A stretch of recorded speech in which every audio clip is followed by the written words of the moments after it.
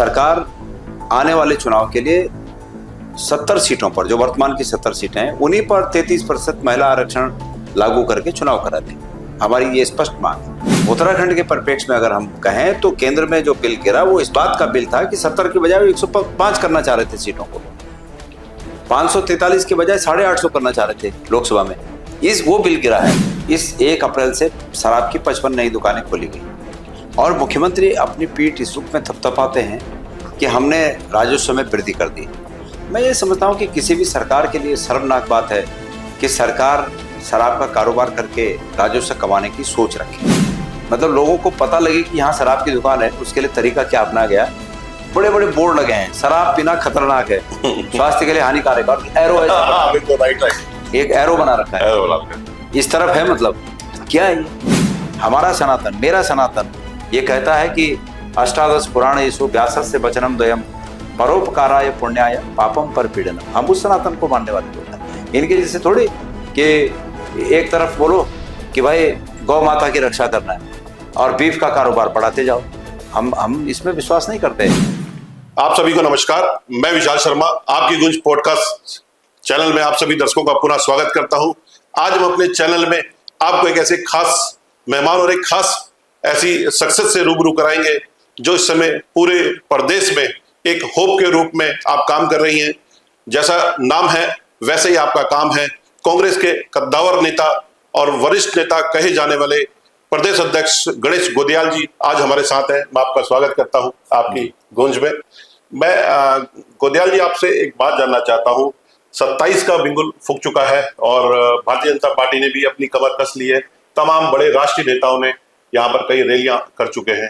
तो वहीं हम दूसरी ओर देखते हैं कांग्रेस के किसी भी बड़े राष्ट्रीय नेता की बात करें, क्योंकि हम देखते हैं चाहे वो राजनाथ जी हैं या अमित शाह जी हैं, मोदी जी हैं, तमाम बड़े नेता जो कहे जाने वाले वो सारे उत्तराखंड में रैलियां कर चुके हैं। वहीं कांग्रेस में किसी बड़े जैसे राहुल गांधी, सोनिया गांधी जी या और कहें आपके राष्ट्रीय अध्यक्ष, किसी का भी दौरा नहीं हुआ। क्या कारण है इसमें? सबसे पहली बात तो आपने मेरा जो परिचय कराया कि कांग्रेस के कद्दावर नेता, वरिष्ठ नेता और प्रदेश अध्यक्ष, ये निश्चित रूप में ये सच है कि मैं प्रदेश का फिलहाल अभी वर्तमान में अध्यक्ष हूँ, लेकिन मैं न तो कद्दावर नेता हूँ और न मैं वरिष्ठ नेता हूँ। मैं वरिष्ठ कार्यकर्ता हूँ और मुझसे सीनियर हमारी पार्टी में और नेता हैं, मुझसे कद्दावर और नेता हैं।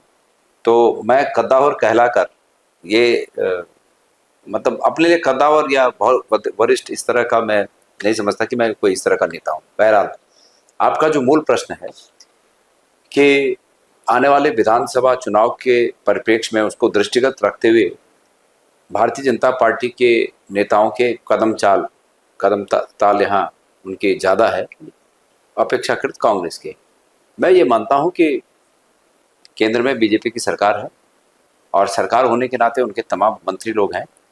मंत्री लोग अपने विभागीय कर्तव्यों का निर्वहन करने के लिए समय समय पर उत्तराखंड आते रहते होंगे, तो उनको एक एक्स्ट्रा अपॉर्चुनिटी है कि वो उस विभागीय कार्य के निर्वहन के लिए आते हुए 2-4 बात पार्टी के बारे में भी कहें। लेकिन इसका मतलब ये नहीं कि कांग्रेस पार्टी ने इस मामले में अपने को पीछे रखा है। समय समय पर जब भी आवश्यकता पड़ती है राहुल जी आते हैं, खड़गे जी आते हैं, शैलजा जी आती हैं, अन्य नेता लोग आते हैं। राजनीतिक कामों को करने के लिए, जो हमारे राजनीतिक लक्ष्य हैं उनको प्राप्त करने के लिए समय समय पर जब भी जरूरत पड़ती है हमारे सभी सीनियर नेता आते हैं।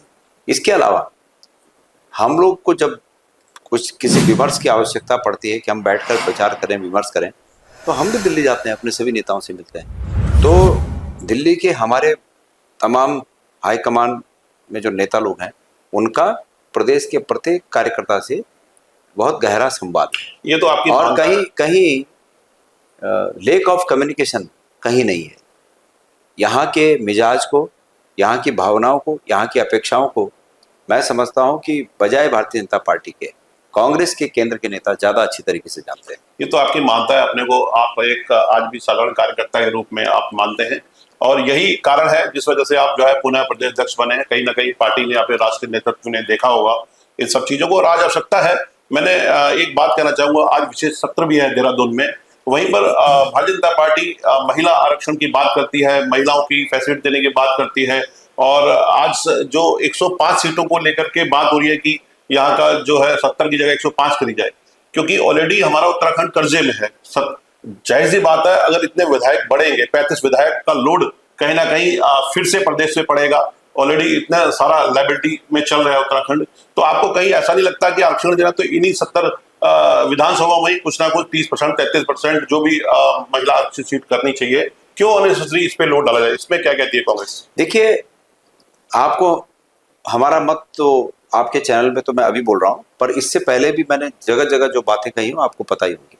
हमारा बहुत स्पष्ट मत है कि सरकार आने वाले चुनाव के लिए 70 सीटों पर, जो वर्तमान की 70 सीटें हैं, उन्हीं पर 33% महिला आरक्षण लागू करके चुनाव करा दे। हमारी ये स्पष्ट मांग है। दूसरी बात यह है कि 105 सीटें बढ़ाने की बात कहां से आ रही है? जो अभी बिल गिरा वो बिल महिला आरक्षण का बिल नहीं है, और वो सिर्फ डिलिमिटेशन का बिल भी नहीं है। वो डिलिमिटेशन के साथ इंक्रीज ऑफ सीट्स है, वो बिल है। मतलब डिलिमिटेशन करना और सीटों को बढ़ाना, उसका बिल है वो। मतलब उत्तराखंड के परिप्रेक्ष्य में अगर हम कहें तो केंद्र में जो बिल गिरा वो इस बात का बिल था कि 70 के बजाय 105 करना चाह रहे थे सीटों को, 543 के बजाय 850 करना चाह रहे थे लोकसभा में। वो बिल गिरा है, और वो इसलिए गिरा कि विपक्ष ये पूछता है कि इसकी आवश्यकता क्या है, इतने लोगों की आवश्यकता क्या है। तो सरकार इसमें जवाब देने में तैयार नहीं है। अब उत्तराखंड के बारे में मैं कल एक पत्रकार वार्ता मैंने आहूत की। पत्रकार वार्ता के मैंने संपूर्ण 2023 से और अब तक की स्थितियों को उजागर किया। एक पत्रकार साथी ने मुझे पूछा कि साहब, बीजेपी कह रही है कि कांग्रेस झूठ बोल रही है। मैंने कहा यही दिक्कत है, और दिक्कत यह है कि बीजेपी कह रही है कि कांग्रेस झूठ बोल रही है। आप वो छाप रहे हो कि बीजेपी ने कहा कि कांग्रेस झूठ बोल रही है, और कांग्रेस ने कहा कि बीजेपी झूठ बोल रही है। आपने वो भी छाप दिया कि कांग्रेस ने कहा कि बीजेपी झूठ बोल रही है। पर सवाल यह है कि ये चौथा स्तंभ है लोकतंत्र का, मीडिया चौथा स्तंभ है। आपकी खोज क्या कहती है कि कौन झूठ बोल रहा है, वो भी लिखिए। मैंने ये कहा। तो जिस दिन मीडिया इस बात को लिखेगा कि सच ये है कि महिला आरक्षण पहले से कानून बन चुका है, अब ये जो कवायद हो रही है, वो कवायद ये है कि 543 की जगह 850 सीटें कर दी जाएं, 70 की जगह 105 कर दी जाए, और इसमें गुत्थम गुत्था हो रही है। और केंद्र की सरकार नहीं चाहती है कि महिला आरक्षण लागू हो। अगर केंद्र की सरकार की चाहती कि महिला आरक्षण लागू हो तो वर्तमान स्थिति पर ही लागू कर दे। मैं दूसरी बात महिलाओं की बात करें, महिलाओं को लेकर के भारतीय जनता पार्टी बहुत सुरक्षा की बात करती है। वहीं पर हम आज तक गीता हत्याकांड को लेकर के आप सभी ने देखा, पूरे प्रदेश ने देखा, और वहीं पर उसको न्याय आज तक नहीं मिला। और दूसरी ओर अब चुनाव आ चुके हैं, क्योंकि आपके जो उत्तराखंड प्रभारी है उन्होंने तो विजिट कर लिया है। वो कहीं ना कहीं भारतीय जनता पार्टी की जो प्रदेश प्रभारी है वो कहीं ना कहीं अभी आने में उत्तराखंड में एजिटेशन हो रही है। महिला सुरक्षा को लेकर के जहां पर सनातन की बात होती है, महिला सुरक्षा की बात होती है, वहीं पर महिलाओं को सबसे ज्यादा इस समय उत्पीड़न हुए हैं। कई सारे ऐसे उत्तराखंड में केस हो चुके हैं जिसमें भारतीय जनता पार्टी कहीं ना कहीं बैकफुट पर है। तो आपकी कांग्रेस पार्टी, क्योंकि जब इल्जाम लगते हैं कांग्रेस के ऊपर, भारतीय जनता पार्टी हमेशा कहती है कि महिलाओं की सुरक्षा हमसे ज्यादा कोई नहीं कर सकता। तो आपका अपना एजेंडा, क्योंकि 27 आ चुका है, तो एक महिलाओं को लेकर के कुछ अलग सी रणनीति बनाएंगे?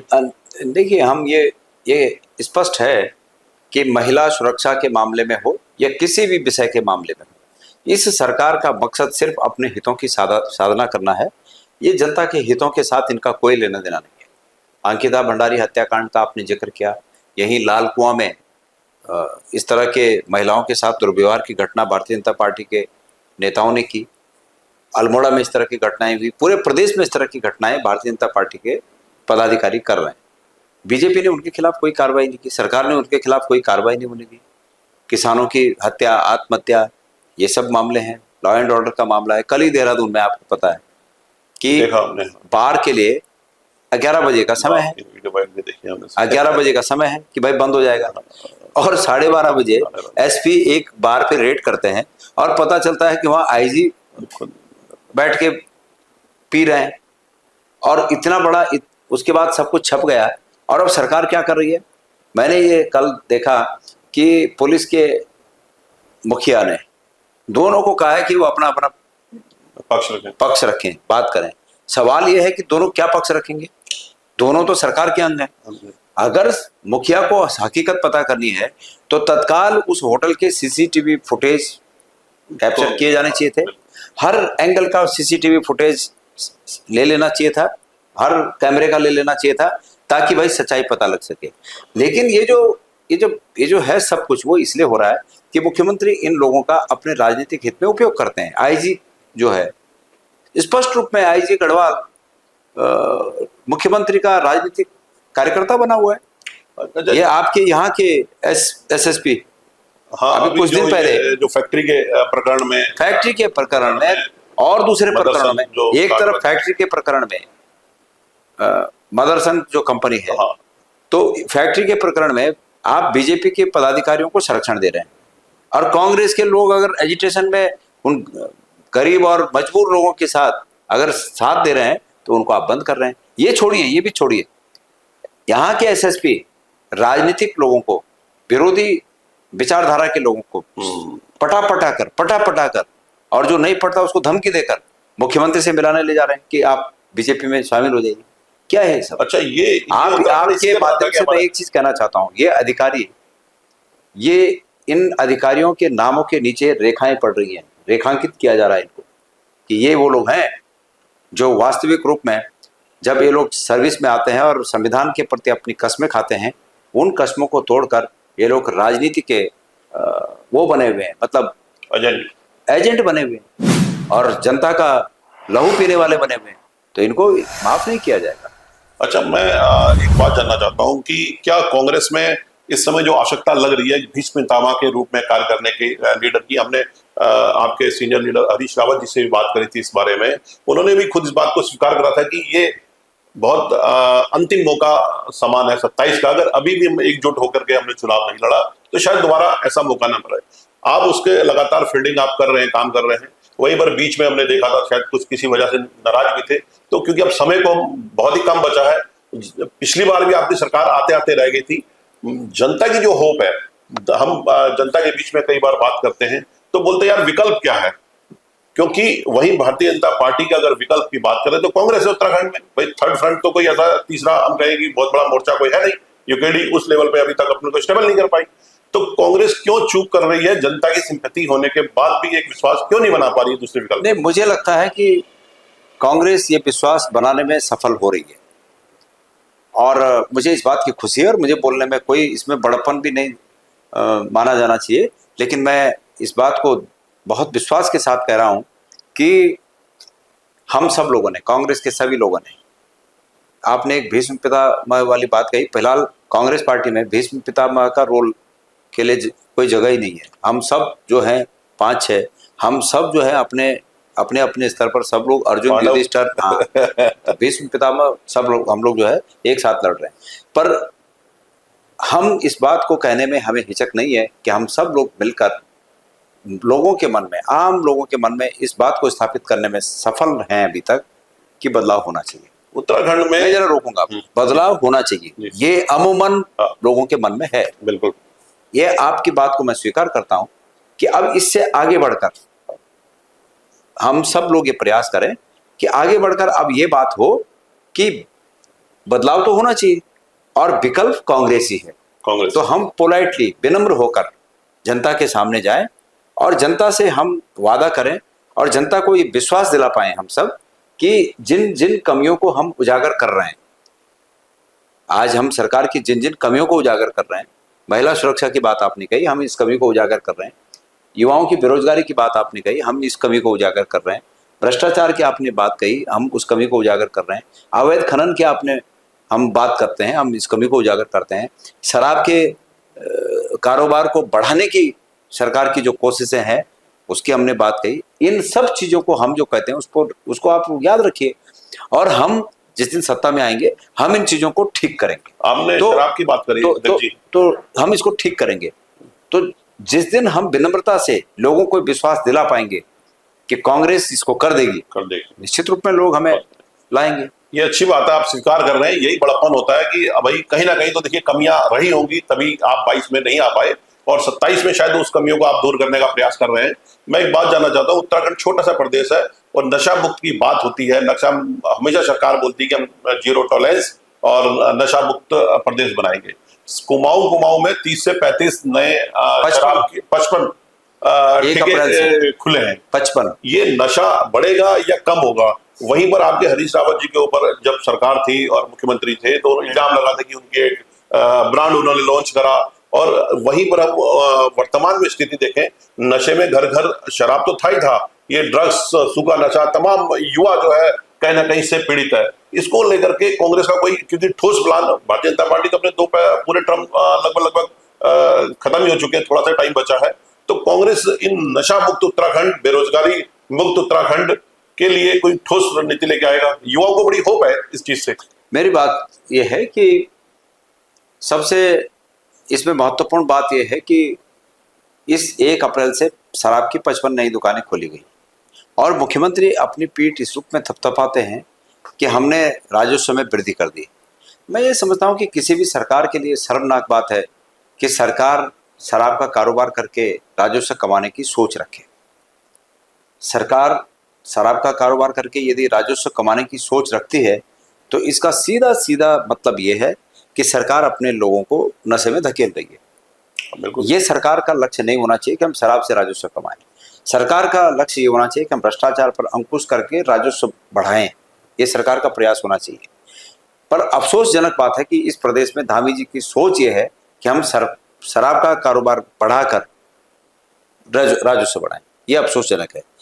मैं, आपने जो प्रश्न किया कि युवाओं को मेरी तरफ से ये संदेश है कि सरकार बनने पर हम निश्चित रूप में युवाओं के हाथों को काम देने पर विचार करेंगे, काम देने पर अपना ध्यान केंद्रित करेंगे।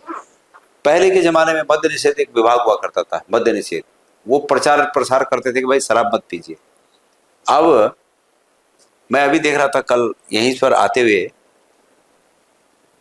मतलब लोगों को पता लगे कि यहाँ शराब की दुकान है, उसके लिए तरीका क्या अपना गया, बड़े बड़े बोर्ड लगे हैं, शराब पीना खतरनाक है, स्वास्थ्य के लिए हानिकारक, और एरो है, राइट, एक एरो बना रखा है, इस तरफ है, मतलब तो क्या है ये, शराब पीना स्वास्थ्य के लिए हानिकारक है और एरो।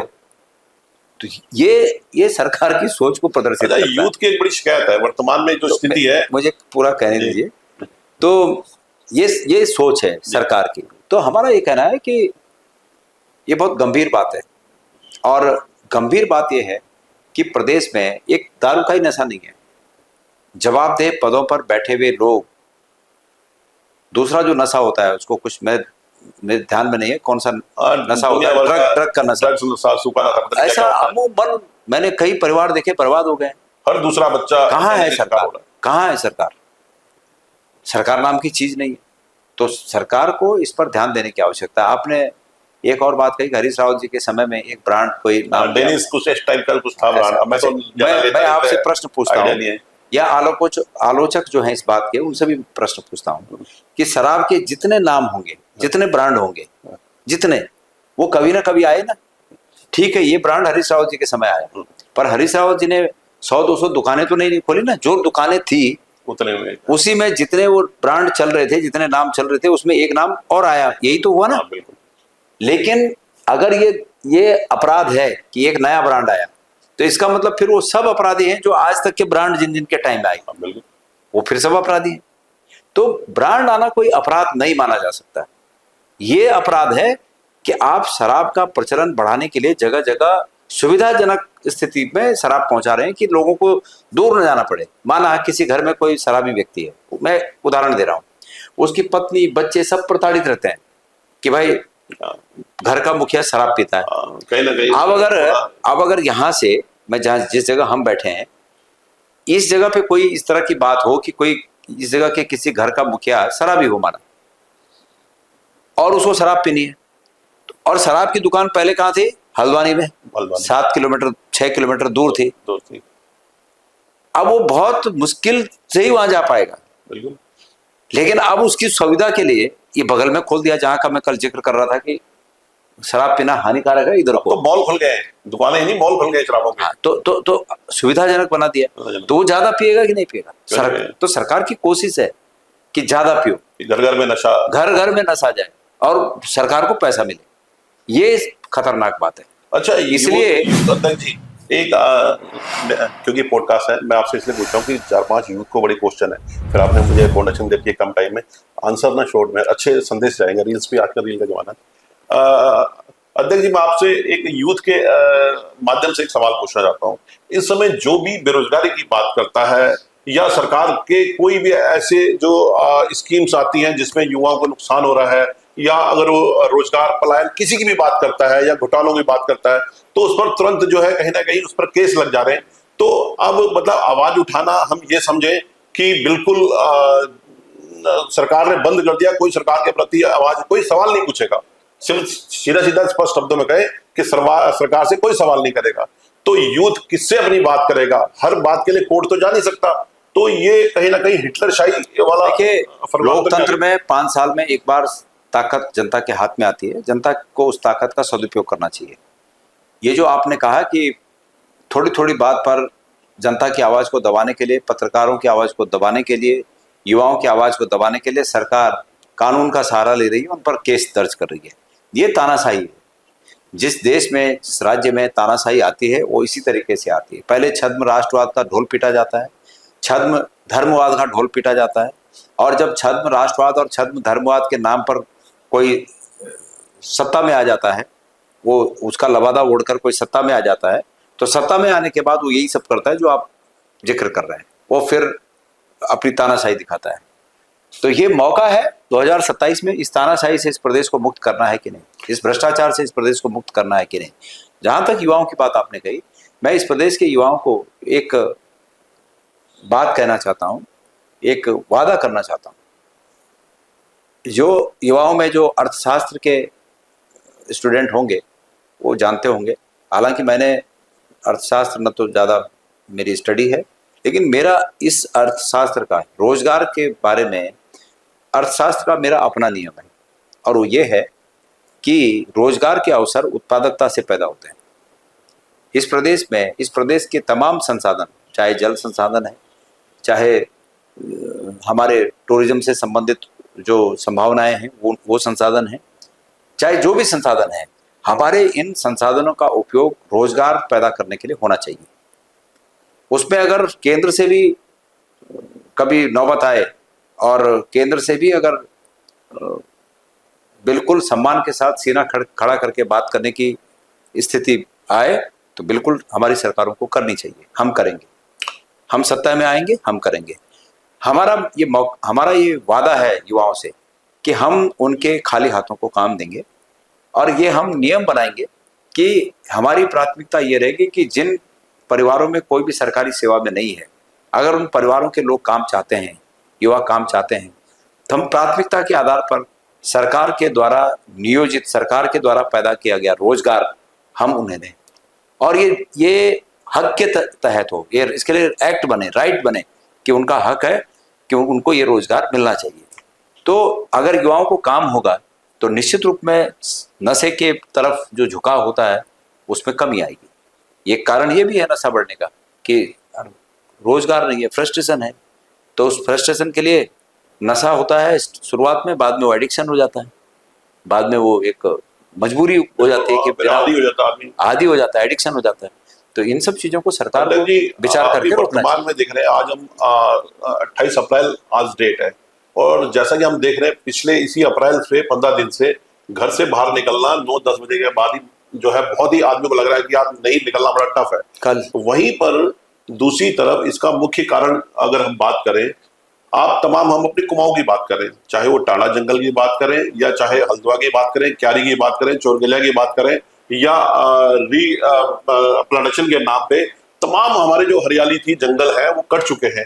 कुछ लोगों का कहना है कि ये बहुत बड़ा एक कहीं ना कहीं ये घोटाला है इसमें।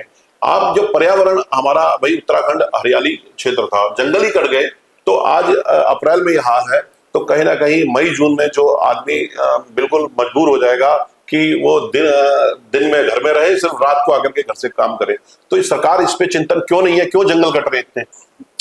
देखिए, कल मैं हल्द्वानी में ही था, 46 डिग्री टेम्परेचर था दिन में, 46 डिग्री मैंने अपनी गाड़ी में देखा। हो सकता है जब मैं गाड़ी में बैठा 3 बजे के आसपास तब 46 डिग्री था, उससे पहले 2 बजे 1 बजे और ज़्यादा रहा हो, मुझे जानकारी नहीं, पर 46 डिग्री मैंने अपनी गाड़ी में खुद देखा टेम्परेचर। अब बात पूरी उठती है कि इसके कारण, इसके कारणों पर अगर जाएंगे तो स्थानीय स्तर पर जो कारण है वो आपने सही गिनाए कि जंगलों का कटान हो रहा है। मैं चोरगलिया से आ रहा था, उधर सितारगंज साइड से चोरगलिया से जब इधर आया तो रास्ते में देखा बड़े बड़े पैचेज में जंगल कटे हुए। मैंने पता करना चाहा कि भाई ये बड़े बड़े पैचेज में जंगल क्यों कटे हैं, और उसमें तार वाड़ भी लगी हुई है। तो मुझे लगा कि जंगल काट के कहीं जमीन किसी को बेच तो नहीं रहे सरकार, लेकिन पता चला कि रिप्लांटेशन के नाम पे उन जंगलों को काटा जा रहा है। अब ये कौन सा नियम इन्होंने बना दिया कि रिप्लांटेशन के नाम पे जंगलों को बड़ी मात्रा में काटा जा रहा है। कीमती लकड़ी, सागौन की कीमती लकड़ी है, और उन कीमती लकड़ियों के ही जंगल में रिप्लांटेशन करना है, उसके लिए इनका स्पेशल नियम बन गया है। दूसरी बात है आग। सरकार फरवरी के महीने से हम चिल्ला रहे हैं कि जंगलों में आग लगनी शुरू हो गई। फरवरी से मैंने इस सीजन में फरवरी के महीने केदारनाथ साइड में जब मैं गया था, मतलब रुद्रप्रयाग की तरफ, तो उस दिन मैंने देखा कि आग लगी हुई है जंगल में। फरवरी के महीने जब आग लगनी शुरू हो जाए, और लगातार तब से आग लगी हुई है, बीच में जब बारिश हुई तब थोड़ा बंद हुई और उसके बाद फिर आग लगनी शुरू है। कल भी मैं देख रहा था कहीं रास्ते में चलते हुए किसी जंगल के ऊपर आग लगी हुई थी परसों। अध्यक्ष जी, जंगल कटने का तो मैं सबसे बड़ा नुकसान, जहां आप अभी शायद जाने वाले भी थे, कि जो 3-4 अभी हाल में ही 15 दिन के अंदर टाइगर ने जो हमला करा है, जब जंगल कट जाएंगे ये सब एक दूसरे से लिंक है। मैं वही कह रहा हूँ कि तापमान बढ़ना और जंगली जानवरों का हमला ये सिर्फ इस बात से है कि जंगलों में आग लगी। जब जंगलों में आग लगेगी तो जानवर भी कहाँ जाएंगे, बाहर पाएंगे। तो ये सब बातें हैं। हमने सरकार को कई बार इसके ठोस प्रस्ताव दिए कि इसके कारण और इसका निदान, पहले कारण पता करिए। हमने जो हमारी सामान्य ज्ञान, सामान्य बुद्धि से जो उचित समझा इसके कारण, वो हमने सरकार को बताए, और हमारे सामान्य ज्ञान के आधार पर जो निदान हो सकता था वो भी हमने सरकार को बताया। सरकार कहे ना कि ये ठीक नहीं है, जो आप बता रहे हो ये ठीक नहीं है, बताए और हमसे बेहतर आइडिया दे। सरकार के पास ये अपॉर्चुनिटी है, सरकार मानती नहीं, करती नहीं। तो इसलिए इन सब चीज़ों का एक ही हल है कि सरकार के चरित्र में जो तानाशाही का भाव आ गया, ऐसी सरकार को बदलना है। और ऐसी सरकार को बदलने के लिए जनता के पास 5 साल में एक बार लोकतंत्र में मत की ताकत आती है, वोट की ताकत आती है। तो इस वोट की ताकत से जनता इन्हें बदले। जहाँ तक हमारा प्रश्न है, मैं जनता से वादा करता हूँ कि आने वाली सरकार में, कांग्रेस की सरकार में, जो जो विचार हमारे हैं, इन विचारों को जनता की हित में स्थान दिया जाएगा। देखिए, आपने एक बड़ी महत्वपूर्ण बात बोली कि जनता के पास 2 बार आपने बात बोली कि मौका है 27 का। अभी हम हाल में मेयर के चुनाव हुए थे, जनता अपनी ओर से अगर किसी को वोट करती है, भाई उसका पास एक ही ताकत है, वोट की। उसके बाद तुरंत जब रिजल्ट आया था तो हल्द्वानी का विधान सभा सीट है, मेयर की जो सीट थी, या काशीपुर की, या तमाम, हमने रुड़की में भी देखा, कई जगह ऐसा सुनने में आया कि प्रशासन ने मिलकर कैंडिडेट को हराने का पूरा प्रयास करा, जीती हुई सीटें हार गई। अब अगर ये विधानसभा में भी ये सेम होता है तो फिर आप क्या करेंगे? इसका कोई कांग्रेस पार्टी ने सब्स्टिट्यूट निकाला हुआ है कि हम अलर्ट रहेंगे या कुछ? देखिए, ये बात सच है कि हम पहले से ज्यादा अलर्ट हैं, लेकिन ये बात भी उतनी सच है कि बेईमानी करने के नए तरीके ईजाद करते हैं। पहले तो ईवीएम का एक, मैं अपना उदाहरण दे रहा हूँ। मैं 2022 का लोकसभा चुनाव बहुत कम वोटों से हार गया, और श्रीनगर में करीब 1,500-2 हजार वोट बाहर के लोगों के बने, और डीएम की मदद से बने।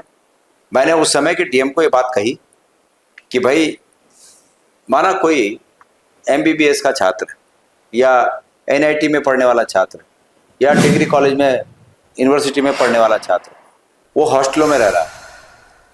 तो पहले तो ऐसा नहीं होता था कि हॉस्टल के बच्चों का वोट हॉस्टल में बनाया जाए, ऐसा नहीं होता था। पहले ये होता था कि उनके पैतृक गांव में बनाया जाए, और इलेक्शन के टाइम छुट्टियां होती थी, लोग अपने घर जाके वोट डालते थे, ये होता था। डीएम ने कहा कि नहीं साहब, वो तो बन सकते हैं वोट, 1,500-2 हजार वोट बना दिए उस समय के डीएम ने। जीत हार में इतना ही बहुत होता है, ठीक है, बहुत होता है अंतर। ये तो सिर्फ स्टूडेंट की बात कर रहा हूं मैं, बाकी और भी बहुत सी चीजें हैं। कम से कम 5,000 वोट ऐसे बने उस विधानसभा में, तो 1,500 वोट बना दिए। एक जगह, एक हॉस्टल में मेरा भी प्रभाव था, तो मैंने कहा जब इनके बन सकते हैं तो इनको भी बनाइए। वहां 100 बच्चे थे उस हॉस्टल में, तो उनके नहीं बनाए, उनके बहाने लगा दिए इधर उधर, ये हो गया, सो हो गया, आज करेंगे कल करेंगे, बाद में बोल दिया कि अब समय बीत गया। और वोट 10 दिन पहले तक भी बने दूसरों के। तो ये क्या है? मैंने क्या कहा कि हम पहले से ज्यादा सचेत हैं, लेकिन इनके बेईमानी करने के तरीके भी नहीं आ जाएंगे। लेकिन फिर भी इनके बेईमानी करने के तरीके जो भी नए आएंगे, जनता बहुत बड़े पैमाने पर, वे कितने भी बेईमानी कर लें, जनता बड़े पैमाने पर इनकी कारगुजारियों को समझ गई है। और हमारे जो कार्यकर्ता लोग हैं, हम लोग हैं, हमारे जो पार्टी का संगठन है, वो भी अब सचेत है कि इस तरह से बार बार झूठ और छल कपट प्रपंचों से ये लोग सत्ता बनाते हैं। तो हमारे लोग भी अब ज्यादा एक बीजेपी की बात करें हम, वो पिछले, अभी तो नहीं कहूँ, 1 साल से पहले से 27 की तैयारी में लग गई। बस 5 लास्ट सवाल लेकर के इसके बाद आपका संदेश ले लूंगा मैं। आपके जमीनी रूप में बात करें, कार्यकर्ता की बात करें, जिला स्तर की या नगर स्तर की, बहुत ज्यादा प्रशिक्षण हो नहीं रहे हैं, और वहीं पर वो पन्ना प्रमुख गली गली में जो है बिल्कुल तैयारी, जैसे लोग दिवाली की तैयारी करते हैं, ऐसे उन्होंने 27 की तैयारी शुरू कर दी घर घर की। तो कांग्रेस इसमें कहीं ना कहीं पीछे नहीं है? नहीं, मैं समझता हूं कि हम पीछे नहीं हैं। हम बूथ मैनेजमेंट के मामले में बीजेपी को बिल्कुल अच्छी तरह से टक्कर दे रहे हैं। देखिए, हम बीएलए मामले में बीजेपी से आगे हैं। मतलब जितने बीजेपी के बीएलए गठित हुए हैं, बीएलए बनाए हैं, उससे ज़्यादा हमने बनाए। लेकिन हमको बूथ लेवल पे और एक्टिव होने की जरूरत है। आपने सही कहा है कि वो पन्ना प्रमुख बनाकर, एक एक पन्ना प्रमुख जितने उस पन्ने में नाम है, सबके घर घर का दौरा कर रहा है, उनको टारगेट मिल जाता है। हम लोग उस मामले में इनसे पीछे हैं। लेकिन मैं संगठन में अपने सभी पदाधिकारियों से इस बात को बार बार कहता हूं, और आपके चैनल के माध्यम से भी कह रहा हूं, कि जमीनी तौर पर इन बातों का ध्यान दिया जाना बहुत आवश्यक है। और जब तक इन जमीनी बातों पर ध्यान नहीं दिया जाएगा, तब तक लड़ाई बहुत मुश्किल है। तब तक हम लोग और इसके लिए मेहनत करने की जरूरत है। अजय जी, बहुत महत्वपूर्ण सवाल है इस समय वर्तमान में पूरे देश की स्थिति जो ब्राह्मणों को लेकर, पूरा कहने दीजिए आप। लेकिन हमारे कार्यकर्ता अब सचेत हैं, और उनकी ये जो चेतना इस रूप में जागी है कि बीजेपी हमें इस प्रकार के छल प्रपंचों से हरा रही है, तो उन्होंने भी घर घर लोगों से संपर्क साधने की पूरी उनकी भी कोशिश जारी है, तैयारी जारी है। लगातार वो लोग भी इस काम को कर रहे हैं। अजय जी, एक महत्वपूर्ण सवाल है। आप जैसा देखते हैं सोशल मीडिया के माध्यम से पूरे देश में, खास करके उत्तर प्रदेश और मध्य प्रदेश में हम देख रहे हैं ब्राह्मणों पे बहुत ज्यादा कहीं ना कहीं अत्याचार हो रही है। वहीं सनातन का जो है पक्ष लेकर के, वोट लेकर के आज यहाँ पर केंद्र सरकार पहुंची है, और वहीं पर ब्राह्मणों पे ऐसा अत्याचार हो रहा है, कहीं छुट्टियां खींची जा रही है, कहीं पर झूठे एसएसटी एक्ट लगाए जा रहे हैं। तो ये सनातन का क्यों नहीं कांग्रेस लोग, मैंने आपसे एक बात बोली थी, विकल्प में सिर्फ सनातन का जो मुस्लिम डर दिखा करके, मुस्लिम वोट का ऐसा करेंगे, वहीं पर सरकार आ गई। तो कांग्रेस क्यों नहीं सनातन की बात करती? क्यों नहीं करते हैं सनातन की बात? सनातन का क्या अर्थ है? सनातन का अर्थ क्या है? मैंने कई बार कहता हूं कि भाई, और मेरी बात सुनिए, सब मैं हमेशा कहता हूं कि संकीर्णता सनातन की सबसे बड़ी दुश्मन है। सनातन में संकीर्णता का कोई स्थान ही नहीं है। मैंने कई बार कहा है कि जो लोग इस विचारधारा के हैं कि यम निज परावेति, ये मेरा ये तरह, जो इस विचारधारा के हैं वो संकीर्ण है। वो सनातनी चोला ओढ़ के सनातन पे विश्वास रखने की उनकी मंशा होती ही नहीं है। हमारी विचारधारा ये है कि वसुधैव कुटुंबकम। असली सनातनी तो वो लोग हैं जो वसुधैव कुटुंबकम की भावना रखते हैं। और सबसे ज्यादा दूसरा, आपने कहा कि ब्राह्मणों के खिलाफ, जो आपने कहा कि ब्राह्मणों के खिलाफ ये होता है, मैं ये समझता हूँ कि किसी के भी खिलाफ हो, ब्राह्मणों के खिलाफ हो, अनुसूचित जाति के खिलाफ हो, गरीब के खिलाफ हो, किसी कमजोर राजपूत ठाकुर के खिलाफ हो, किसी जाति बनिया के खिलाफ हो, किसी के भी खिलाफ कोई बात अगर गलत हो तो ये मानवता के खिलाफ है। जाति के खिलाफ होने से बड़ी बात है कि ये सब बातें मानवता के खिलाफ हैं। तो हम इस बात में विश्वास रखते हैं, और इसीलिए हम अपने को सनातन के ज्यादा करीब पाते हैं। हमारा सनातन, मेरा सनातन ये कहता है कि अष्टादश पुराण येषु व्यासस्य वचनम द्वयम परोपकाराय पुण्याय पापम पर पीड़नम। हम उस सनातन को मानने वाले लोग हैं। इनके जैसे थोड़ी कि एक तरफ बोलो कि भाई गौ माता की रक्षा करना है और बीफ का कारोबार बढ़ाते जाओ। हम इसमें विश्वास नहीं करते। हमारा मन, कर्म और वचन एक रूपता इनमें रहे, ये प्रयास रहता है, और मैं इसी को सनातन की पूजा समझता हूँ। एक अंतिम संदेश लेंगे आपका अध्यक्ष जी, और साथ ही क्या ऐसा शीघ्र देखने को मिलेगा माननीय यशपाल आर्या जी या प्रीतम सिंह जी, हरीश रावत जी, आप या हरक सिंह जी, सभी एक मंच पर आकर के एक जनता को 27 के लिए क्या संदेश दें कि मुट्ठी में बांध चुके हैं। और सब अब ऐसा क्यों कह रहे हैं आप? रोज ही हम एक मंच पे दिख रहे हैं, ऐसा क्यों कह रहे हैं? अभी बीच में शैलजा जी जब आई थी तो आपने नहीं देखा, हम सब एक ही जगह बैठ के नहीं, वो तो मीटिंग कर देखिए रहे थे। प्रभारी जब आई थी तो सबकी एक जिम्मेदारी बनती है एक अलग से कि भाई अच्छा, हम परसों मेरी बात सुनिए, आप 3 दिन पहले विधानसभा में गेट पर हमारा धरना था, उसमें नहीं देखा आपने? मैं था, हरक सिंह जी थे और प्रीतम सिंह जी थे और हरीश रावत जी थे, यशपाल आर्य जी उस दिन यहाँ एक कार्यक्रम में थे इसलिए नहीं आ पाए।